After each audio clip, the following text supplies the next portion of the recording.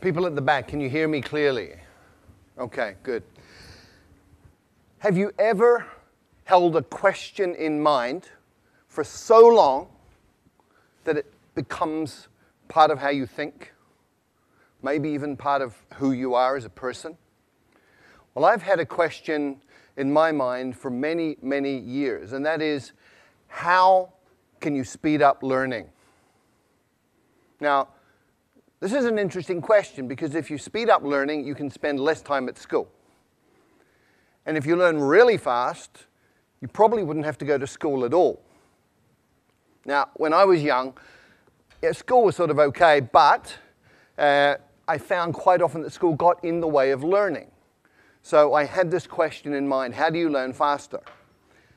And this began when I was very, very young. When I was 11 years old, I wrote a letter to researchers in the Soviet Union asking about hypnopedia. This is sleep learning, where you get a tape recorder, you put it beside your bed, and it turns on in the middle of the night when you're sleeping, and you're supposed to be learning from this. Good idea. Unfortunately, it doesn't work. But hypnopedia did open the doors to research in other areas, and we've had incredible discoveries about learning that began with that first question. I went on from there to become passionate about psychology, and I have been involved in psychology in many different ways for the rest of my life up until this point. In 1981, I took myself to China, and I decided that I was going to be native level in Chinese inside 2 years. Now, you need to understand that in 1981, everybody thought Chinese was really, really difficult and that a Westerner could study for 10 years or more and never really get very good at it. And I also went in with a different idea, which was taking all of the conclusions from psychological research up to that point and applying them to the learning process. What was really cool was that in 6 months I was fluent in Mandarin Chinese, and it took a little bit longer to get up to native. But I looked around and I saw all of these people from different countries struggling terribly with Chinese. I saw Chinese people struggling terribly to learn English and other languages. And so my question got refined down to, how can you help a normal adult learn a new language quickly, easily, and effectively? Now, this is a really, really important question in today's world. We have massive challenges with environment. We have massive challenges with social dislocation, with wars, all sorts of things going on.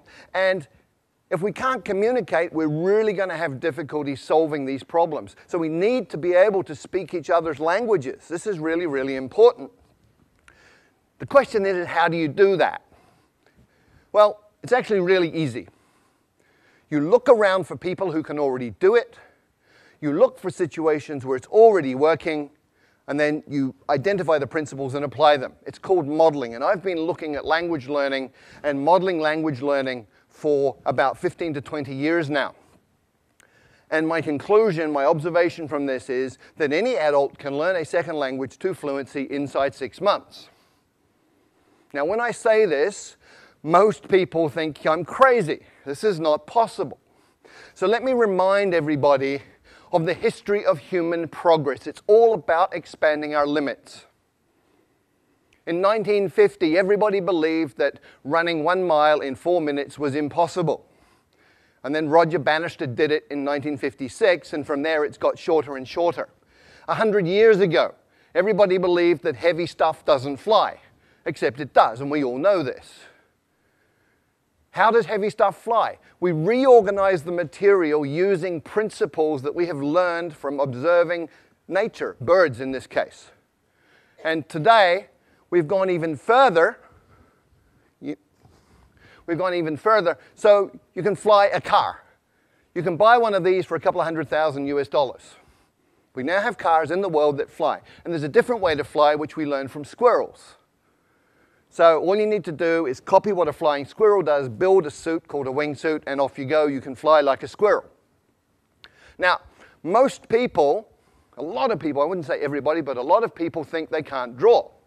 However, there are some key principles, 5 principles that you can apply to learning to draw, and you can actually learn to draw in 5 days. So if you draw like this, You learn these principles for 5 days and apply them, and after 5 days you can draw something like this. Now I know this is true because that was my first drawing, and after 5 days of applying these principles, that was what I was able to do. And I looked at this and I went, wow. So that's how I look like when I'm concentrating so intensely that my brain is exploding. So anybody can learn to draw in 5 days. And in the same way, with the same logic, anybody can learn a second language in 6 months. How? There are 5 principles and 7 actions. There may be a few more, but these are absolutely core. And before I get into those, I just want to talk about 2 myths. I want to dispel 2 myths. The first is that you need talent. Let me tell you about Zoe. Zoe came from Australia, went to Holland, was trying to learn Dutch, struggling extremely a great deal, and finally, people were saying you're completely useless, you're not talented, give up, you're a waste of time, and she was very, very depressed. And then she came across these 5 principles. She moved to Brazil and she applied them, and in 6 months she was fluent in Portuguese. So talent doesn't matter. People also think that immersion in a new country is the way to learn a language, but look around Hong Kong. Look at all the Westerners who've been here for 10 years who don't speak a word of Chinese. Look at all the Chinese living in America, Britain, Australia, Canada, who've been there 10, 20 years, and they don't speak any English. Immersion per se does not work. Why? Because a drowning man cannot learn to swim. When you don't speak a language, you're like a baby, and if you drop yourself into a context which is all adults talking about stuff over your head, you won't learn. So, what are the 5 principles that you need to pay attention to? First, there are 4 words. Attention, meaning, relevance, and memory. And these interconnect in very, very important ways, especially when you're talking about learning. Come with me on a journey through a forest. You go on a walk through a forest and you see something like this. Little marks on a tree. Maybe you pay attention, maybe you don't. You go another 50 meters and you see this. You should be paying attention. Another 50 meters, if you haven't been paying attention, you see this. And at this point, you're paying attention. And you've just learned that this is important, it's relevant, because it means this, and anything that is related, any information related to your survival is stuff that you're going to pay attention to, and therefore you're going to remember it. If it's related to your own personal goals, then you're going to pay attention to it. It's relevant, you're going to remember it. So the first principle for learning a language is focus on language content that is relevant to you, which brings us to tools. We master tools by using tools, and we learn tools the fastest when they're relevant to us. So let me share a story. A keyboard is a tool. Typing Chinese a certain way, there are methods for this, that's a tool. I had a colleague many years ago who went to night school Tuesday night, Thursday night, 2 hours each time, practicing at home. She spent 9 months, and she did not learn to type Chinese. And one night we had a crisis. We had 48 hours to deliver a training manual in Chinese. And she got the job. And I can guarantee you, in 48 hours, she learned to type Chinese because it was relevant, it was meaningful, it was important. She was using a tool to create value. So the second principle for learning a language is to use your language as a tool to communicate right from day one, as a kid does. When I first arrived in China, didn't speak a word of Chinese. And on my second week, I got to take a train ride overnight. I spent 8 hours sitting in the dining car talking to one of the guards on the train. He took an interest in me for some reason. And we just chatted all night in Chinese, and he was drawing pictures and making movements with his hands and facial expressions, and piece by piece by piece, I understood more and more. But what was really cool was 2 weeks later, when people were talking Chinese around me, I was understanding some of this, and I hadn't even made any effort to learn that. What had happened, I'd absorbed it that night on the train, which brings us to the third principle. When you first understand the message, then you will acquire the language unconsciously.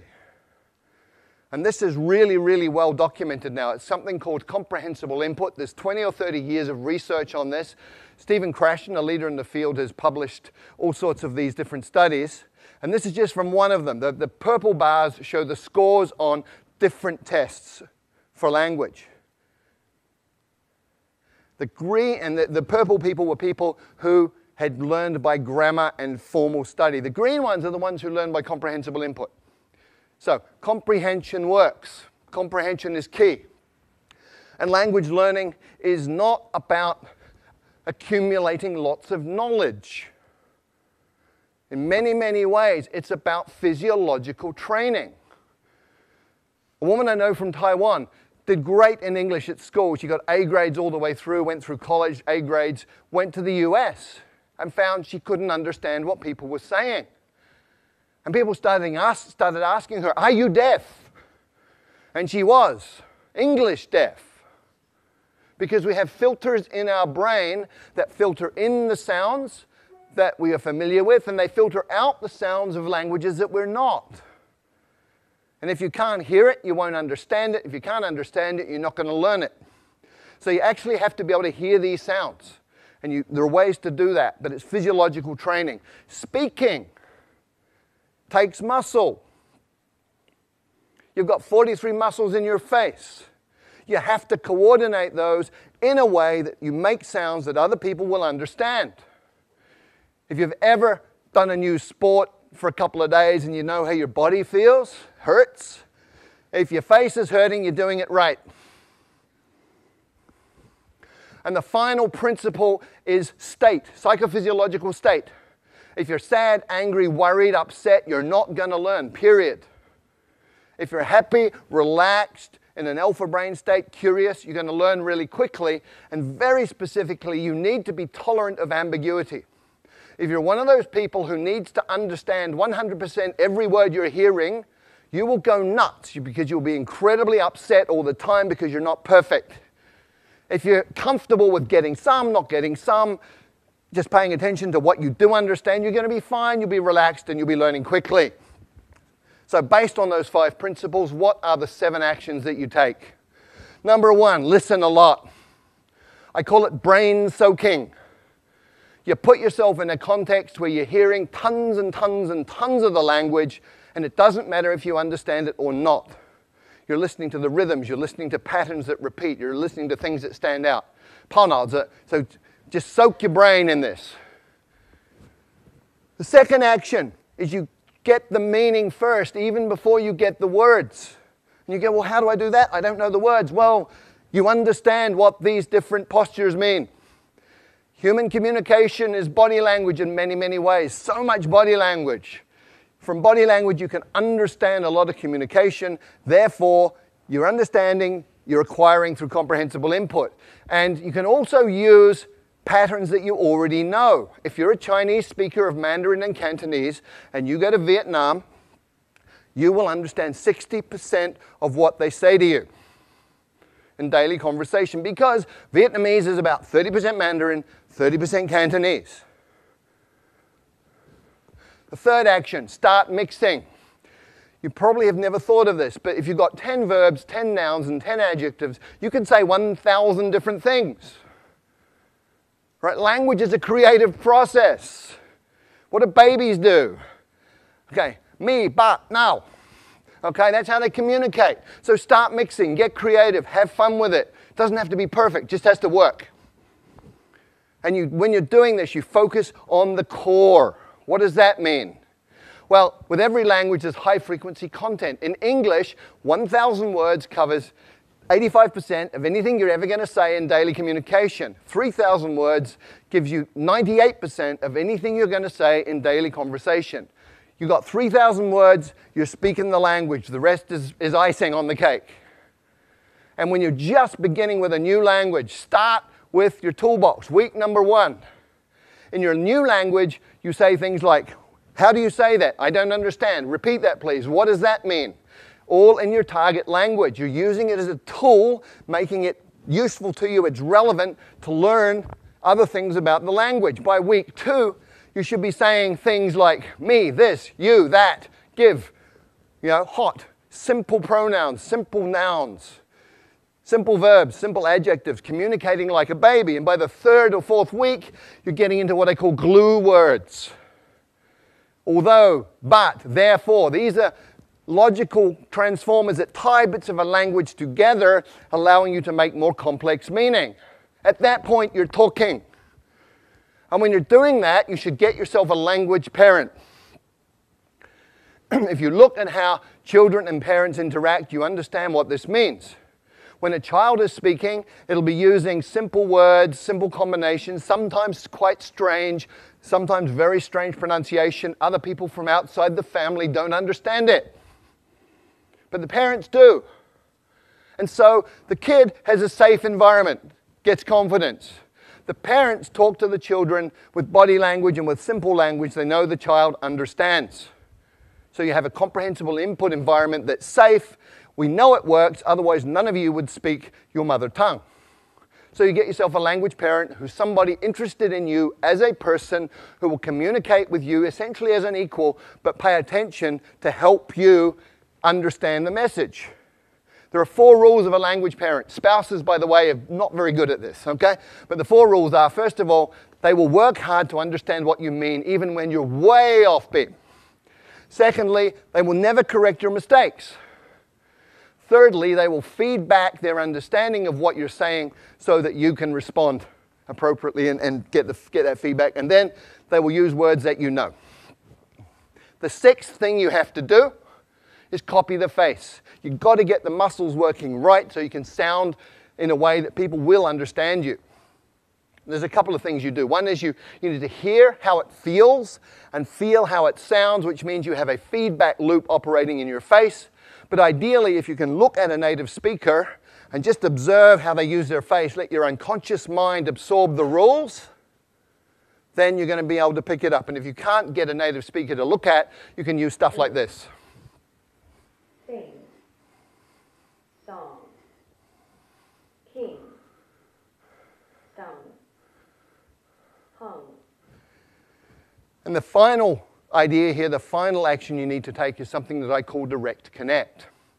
What does this mean? Well, most people learning a second language sort of take the mother tongue words and the target words and go over them again and again in their mind to try and remember them. Really inefficient. What you need to do is realize that everything you know is an image inside your mind, it's feelings. If you talk about fire, you can smell the smoke, you can hear the crackling, you can see the flames. So what you do is you go into that imagery and all of that memory and you come out with another pathway. So I call it same box, different path. You come out that pathway and you build it over time. You become more and more skilled and just connecting the new sounds to those images that you already have and to that internal representation. And over time, you even become naturally good at that process that becomes unconscious. So there are 5 principles that you need to work with, 7 actions. If you do any of them, you're going to improve. And remember, these are things under your control as the learner. Do them all. You're going to be fluent in the second language in 6 months. Thank you.